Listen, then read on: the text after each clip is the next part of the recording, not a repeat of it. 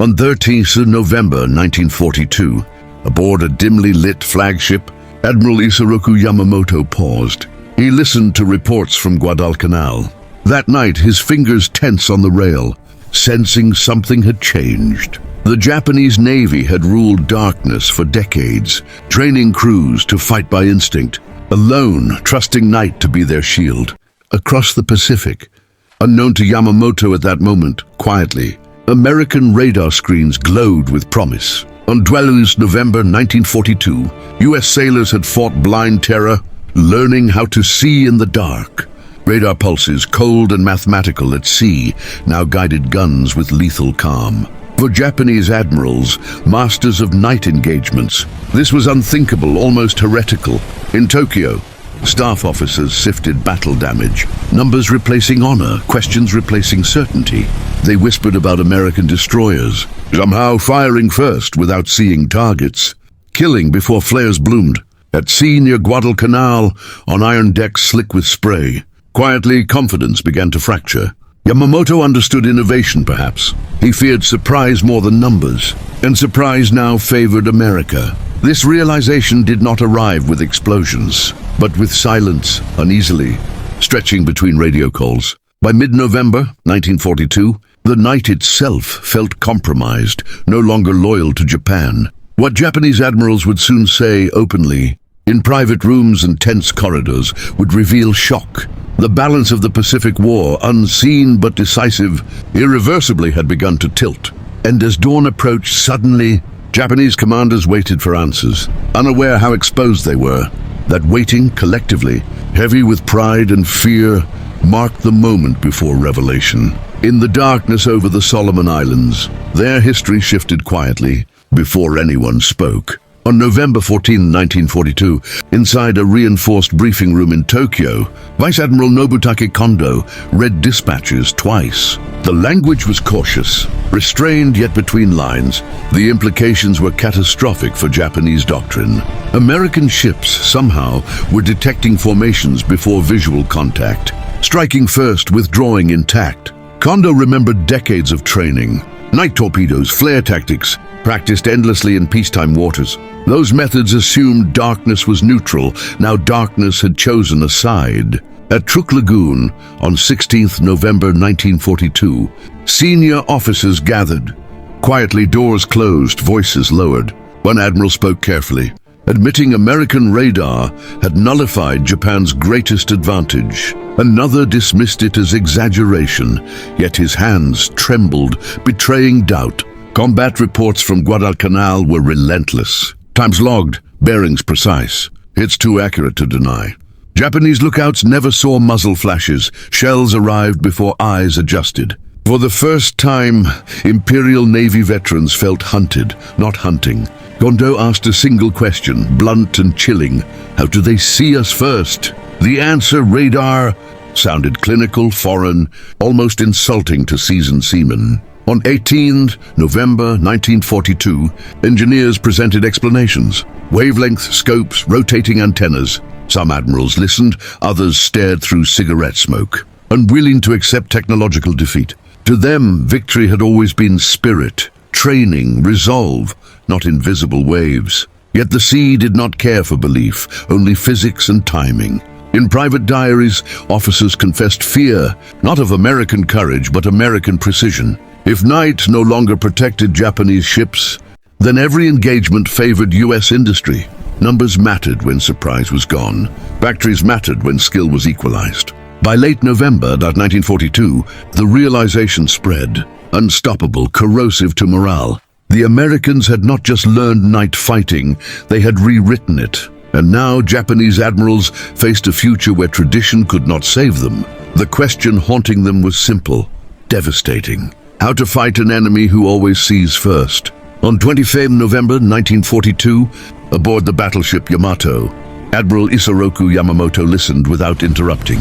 The briefing was clinical, measured, yet every sentence cut deeper than the last. American radar sets, operating reliably, were now directing gunfire with terrifying accuracy. Yamamoto closed his eyes briefly, recalling years spent studying American industry, American adaptability.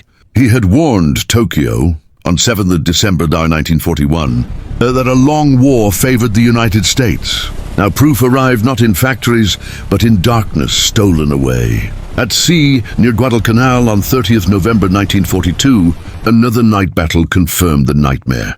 Japanese destroyers launched torpedoes perfectly, yet were hit before their targets were visible. Shells fell with mechanical certainty, seconds after detection, leaving no room for maneuver. Survivors spoke of flashes on the horizon, distant followed immediately by impacts. There was no duel, only execution, swift and impersonal. In staff meetings, admirals spoke more openly, frustration edging into resignation. One officer admitted the night now belonged to American machines, not Japanese sailors. Another argued for countermeasures, radar detectors, new tactics, desperate innovation. But development required time, resources, calm seas, luxuries Japan no longer possessed. Yamamoto understood the deeper danger. This was not a single setback. Radar erased experience gaps, allowing inexperienced crews to fight like veterans. Every lost ship now meant years of training drowned instantly. On 5 December 1942, Yamamoto wrote privately that Japan was fighting the future itself. Honor could not jam radar, courage could not blind antennas. The Americans were learning faster than Japan could adapt. Across the fleet, captains felt it. Engagements shortened, outcomes decided early. Night battles once stretched into hours, now ended in minutes. Fear crept silently, not panic, but certainty of disadvantage. The sea had become transparent, unforgiving, ruled by unseen eyes. And as Yamamoto prepared new operations, he knew something vital was lost forever. Japan's greatest weapon, surprise in darkness, had been taken without mercy. On 18th of February 1943, in a guarded operations room at Rabaul, senior Japanese admirals spoke plainly. The mood was heavy, resigned, stripped of ceremony and confidence. Reports from the Solomon Islands accumulated, each confirming American dominance after sunset. Night no longer confused the enemy. It clarified targets, simplified decisions. Vice Admiral Gunichi Mikawa recalled earlier victories, when darkness concealed approach and intent. Those memories now felt distant, almost irrelevant, like relics from another era. American destroyers, guided by radar, were intercepting supply runs with ruthless efficiency. The Tokyo Express, once daring and effective, became increasingly suicidal. On 1st March 1943, a closed conference acknowledged losses were unsustainable. Fuel shortages, experienced crews killed, hulls shattered, combined into irreversible decline. One admiral admitted quietly that Japan could no longer choose when to fight. The enemy decided, detected, engaged, and withdrew, all before Japanese optics reacted. Radar had turned night into daylight, but only for one side. Attempts at countermeasures failed, training lagged, equipment arrived too slowly. Even when Japanese ships survived, morale eroded, hesitation replacing aggression. Captains hesitated before charging, knowing surprise was gone. In private, officers spoke of fate, of technology as destiny. Some blamed intelligence failures, others blamed leadership. None denied the truth. By mid-February 1943, operational doctrine began to change defensively. Avoidance replaced boldness, preservation replaced initiative. This shift marked a psychological defeat as damaging as any sunk cruiser. Yamamoto understood the cost. Every retreat emboldened American confidence. The initiative, once seized by Japan, now belonged firmly to the U.S. Navy. At sea, American radar operators grew calmer, more practiced, more lethal. Each engagement widened the gap, compounding advantage through experience. Japan's admirals realized they were no longer shaping the war. They were reacting to it night after night, step by step. And reaction in war rarely leads to victory. On 18th April 1943, high above the Solomon Islands, Admiral Isoroku Yamamoto's aircraft flew steadily. He believed presence mattered, that commanders must be seen even as risks multiplied. American intelligence, using radio intercepts, had traced his route with precision. Radar stations, linked and alert, tracked movement invisibly across open sky. For Japanese admirals, this moment would become symbolic of everything lost. Yamamoto's death did not occur at night, yet it was born from the same advantage. Detection first, engagement planned calmly, escape routes calculated, all without chance. When his plane fell, shock rippled through the fleet. Discipline strained under grief. In Tokyo on 19th April 1943, admirals gathered in silence. They spoke of honor, sacrifice, duty, but beneath words lay fear. If even Yamamoto could be found so precisely, then no commander was hidden. Radar and interception erased distance, erased mystery, erased safety. Some officers whispered that the Americans now knew their minds. Morale suffered quietly, stoic faces hiding growing inevitability. Operational briefings changed tone, caution replacing daring language. Night operations decreased not from policy, but from instinctive reluctance. Losses were no longer isolated incidents, they formed patterns. Patterns meant predictability, and predictability meant defeat. By late April 1943, Japanese admirals accepted a grim equation. Every engagement favored American detection, American coordination, American firepower. Training could not bridge the gap quickly enough. New radar sets were promised, but crews lacked experience. The enemy had months of combat learning. Japan had none to spare. The realization hardened. Technology now dictated courage's limits. Yamamoto's warnings echoed louder in absence than presence. The war he feared had arrived, long, industrial, merciless. And in its darkness, Japan could no longer rely on tradition. The sea was no longer a test of spirit alone. It was a battlefield of invisible signals, where hesitation meant annihilation. On 19th June 1944, as the Philippine Sea shimmered under tropical light, Japanese admirals sensed finality. The Americans had come with carriers, layers of radar coordinated like a single organism. What followed would later be called the Great Marianas Turkey Shoot. Yet before the first aircraft fell, detection already sealed the outcome. Japanese pilots launched bravely, trusting skill and courage to close distance. American radar spotted them early. Vectors plotted calmly, fighters guided precisely. For Japanese commanders, watching reports arrive, it felt eerily familiar. This was night fighting logic applied to the sky. Detection first, control second, destruction inevitable. By 20th June 1944, losses mounted beyond recovery. Experienced air crews vanished in hours, not days. Admirals spoke less, listening more, understanding the pattern too well. Radar had expanded, no longer just naval gunfire, but air defense supremacy. The technological gap now spanned sea and sky. One officer remarked bitterly that Americans fought with foresight, Japan with reaction. Every intercepted raid reinforced helplessness. Fuel shortages worsened the imbalance. Training hours slashed to desperation levels. Even courage became costly when visibility favored only one side. Reports described American pilots engaging at leisure, choosing angles, breaking off safely. There was no chaos, only efficiency. In Tokyo on 22nd June 1944, naval leadership faced truth. Japan could no longer contest detection itself. Without surprise, mass attacks collapsed into slaughter. The fleet still existed, but its striking power was hollowed out. This battle confirmed what Guadalcanal had first revealed. The war was no longer about bravery alone. It was about systems, integration, information dominance. Japanese admirals now spoke openly of inevitability. Night, distance, even clouds no longer protected them. The enemy saw first, always. On 25 October 1944, during the Battle of Leyte Gulf, Japanese admirals faced reckoning. This was the largest naval battle in history, yet decisions felt constrained, almost scripted. American radar networks stitched fleets together across vast distances. Every movement was tracked, interpreted, relayed, and countered. Japanese plans relied on deception, sacrifice, and timing. But deception failed when the enemy already knew positions. Vice Admiral Takeo Kurita pushed forward, absorbing losses with grim resolve. Reports arrived of American forces repositioning with unnatural speed. Night approaches were detected early, interception inevitable. Japanese commanders realized the enemy fought as one mind. Radar pickets warned carriers long before danger closed. Surprise, once decisive, now existed only in theory. By 26 October 1944, the scale of defeat became undeniable.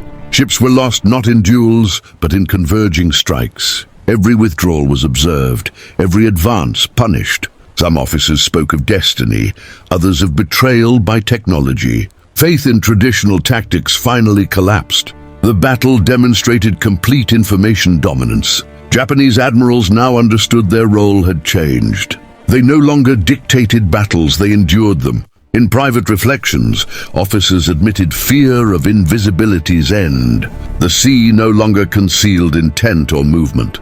Radar erased chance, leaving only attrition. Even heroic sacrifices failed to shift outcomes. Losses outpaced replacements beyond any calculation. By late October 1944, strategic collapse loomed. The fleet's existence became symbolic, not operational. Yet still, orders demanded resistance. Admirals carried that burden silently. They knew the truth: the war's tide could not be reversed. On 25 July 1945, inside a quiet naval headquarters in Tokyo, surviving Japanese admirals spoke carefully. The war had shrunk Japan's world, maps marked with loss, corridors heavy with resignation. American fleets now moved freely, detected nothing hostile, feared no night attack. Radar had become absolute, layered, refined beyond challenge. One admiral admitted softly that darkness no longer existed in modern war. It was a memory, like battleships without air cover. Reports from Okinawa confirmed the pattern beyond doubt. Kamikaze attacks relied on surprise. Yet radar stripped even desperation of effectiveness. American screens spotted formations early, fighters intercepted methodically. Sacrifice met preparation, and preparation always won. On 1st August 1945, senior officers acknowledged naval defeat internally. There would be no decisive sea battle, no reversal, no final night strike. The technology gap was now unbridgeable. Factories lay in ruins, fuel nearly gone, training impossible. An admiral recalled Guadalcanal, realizing that was the beginning, not the middle. Night fighting had died there quietly, before Japan noticed fully. Another officer confessed that pride delayed adaptation too long. They had trusted spirit over signals, courage over circuitry.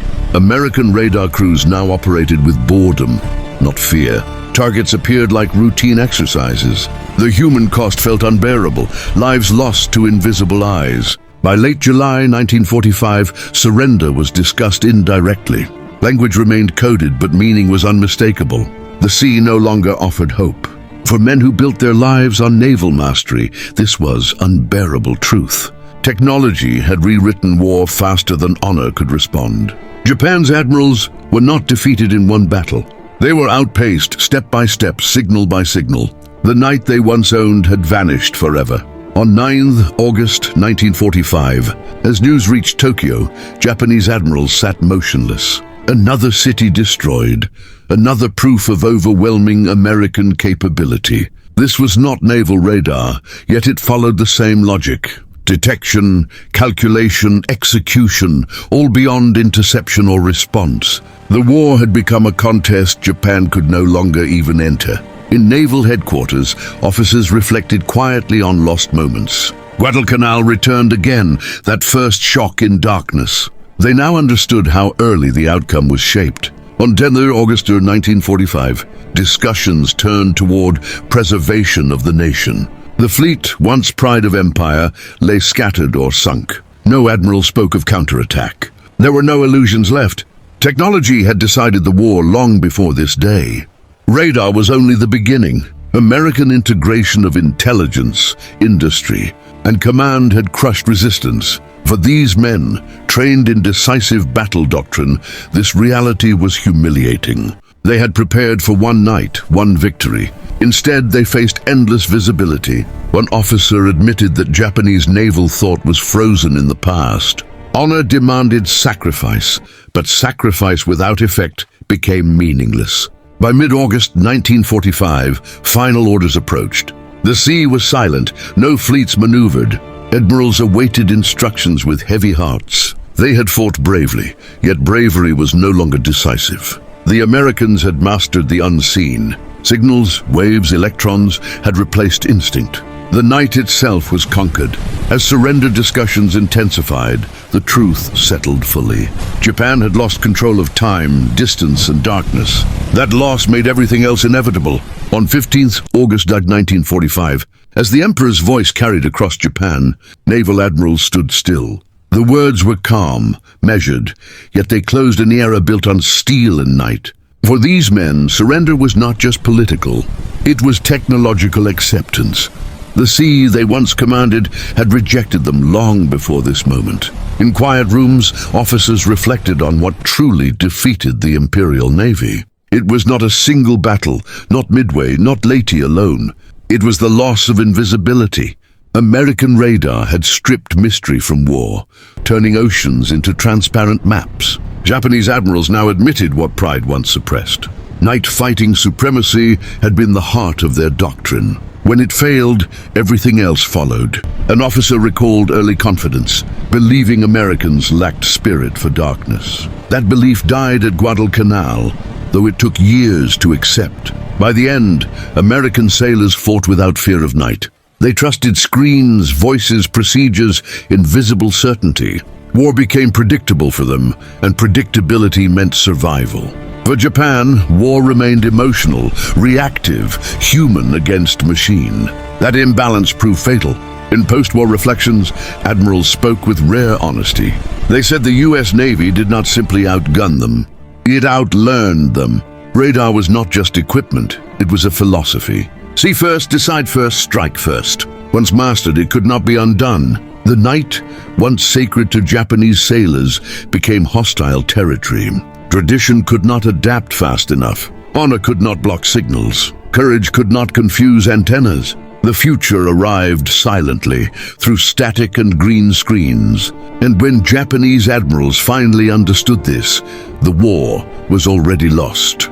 Not with an explosion, but with a realization. The moment America learned to see in the dark, the Pacific War's end became inevitable.